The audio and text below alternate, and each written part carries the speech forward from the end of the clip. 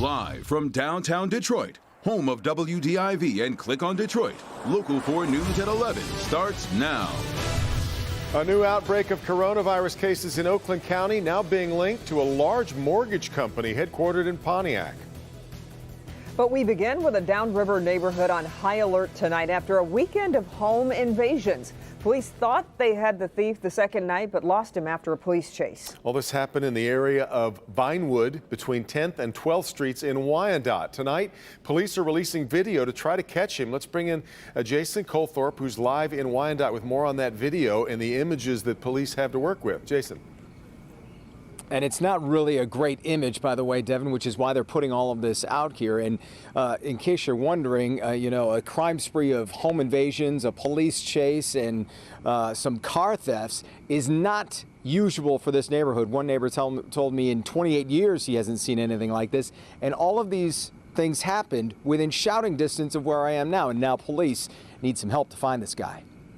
We really need to get this guy off the streets. Wyandotte police are trying to identify this man who in the span of 24 hours last weekend broke into 3 homes in the area of Vinewood and 10th Street while people were home. She said she heard some voices. John Bartozig's 14-year-old granddaughter was in their front room. When my dog jumped up and ran into the kitchen, he was all bristled up, growling, barking. The man broke into another house, going right through the front door, stealing items including a safe just a few feet from where a woman was sleeping.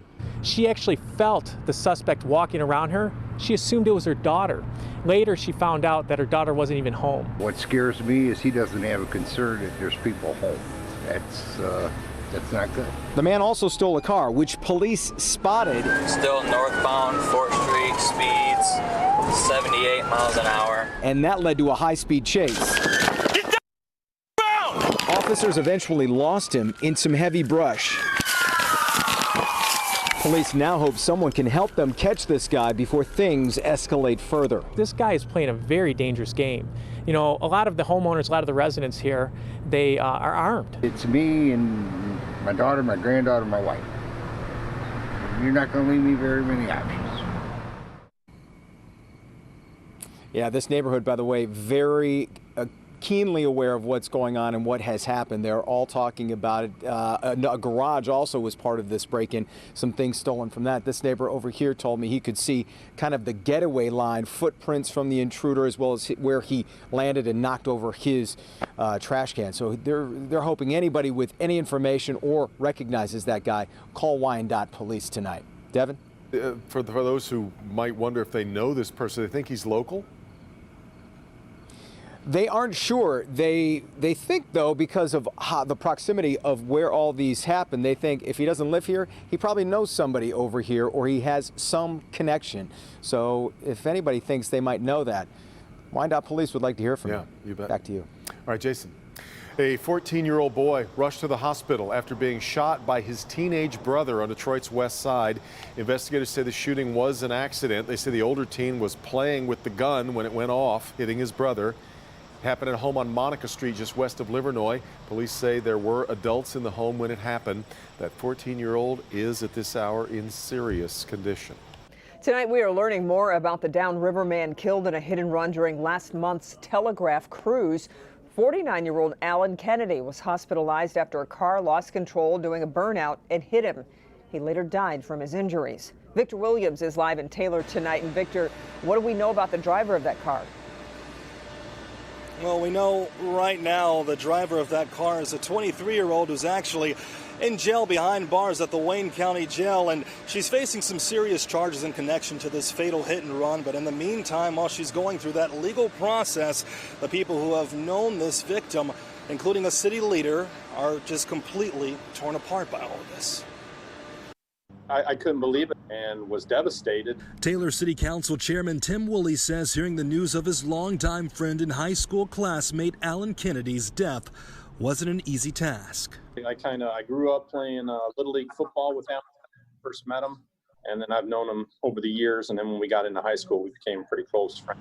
Tire marks show the area where Alan lost his life in the parking lot of this restaurant on Telegraph Road, the result of a fatal hit and run during the annual Telegraph cruise in Taylor. We're all turning 50 this year, and unfortunately Al's birthday is at the end of the month, and you didn't get to see that. Police say his death allegedly came at the hands of 23-year-old Courtney Nicole Sherlitz, who was apparently doing a burnout when she lost control of her car, striking Allen, later killing him.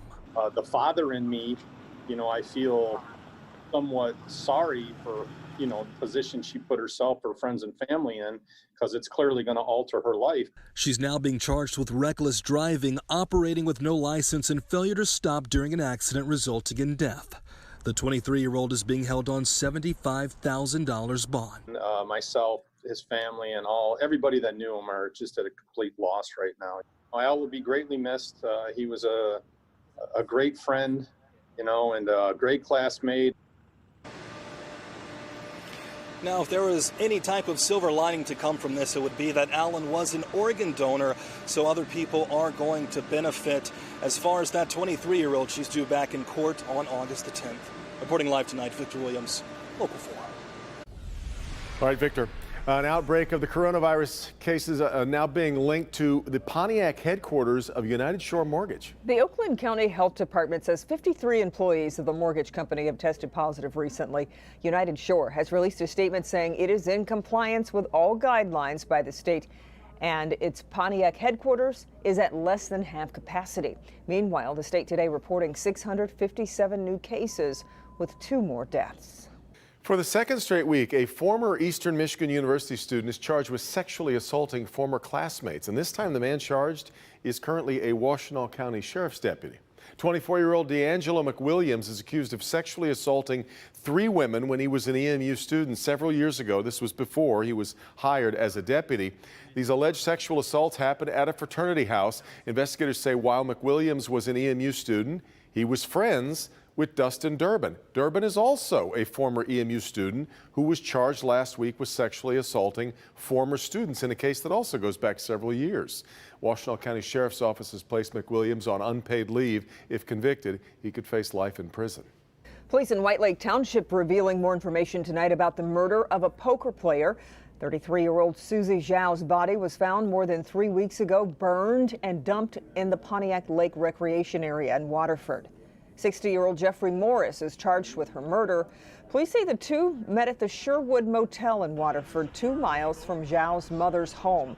The hotel manager says he never saw the two together, and now police are working to determine how their paths crossed.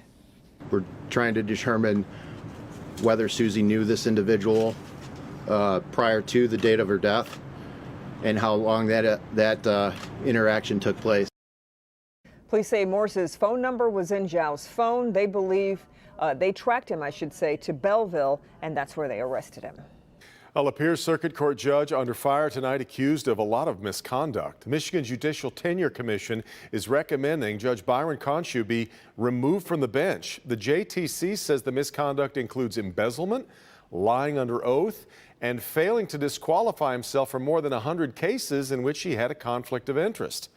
Group's also recommending a 6-year suspension, which would block Conshu from running for re-election in November. Michigan Supreme Court is going to review the complaint, and they'll be the ones to issue a decision. The death toll from yesterday's massive explosion in Beirut is now up to 135 killed, with another 5,000 people wounded. Investigators believe the deadly blast was caused by 2,700 tons of ammonium nitrate, a highly explosive chemical used in fertilizers. The government believed the chemicals were improperly stored in a waterfront warehouse for the past 6 years. An early estimate of the damage ranges from $10 to $15 billion, with nearly 300,000 people homeless right now. The government has ordered the house arrest of several port officials, with more arrests likely to come in the days coming. Still ahead, a protester in New York City faces charges of sabotaging a police vehicle. We'll have what he's accused of doing when he was found underneath this police van. Let's check in with Ben. Devin and Kim, we've got another complaint-free night, very comfortable, cool conditions, but temperatures only going up from here. We'll see how quickly it gets toasty coming up. Well, this is something we haven't seen in a very long time. Real live music played by real live people for real live audiences. The energy that you feel as a performer is just as important as the energy that the audience feels from a live performance. The Detroit Symphony Orchestra hitting the streets. We'll tell you where you can catch them live in person coming up.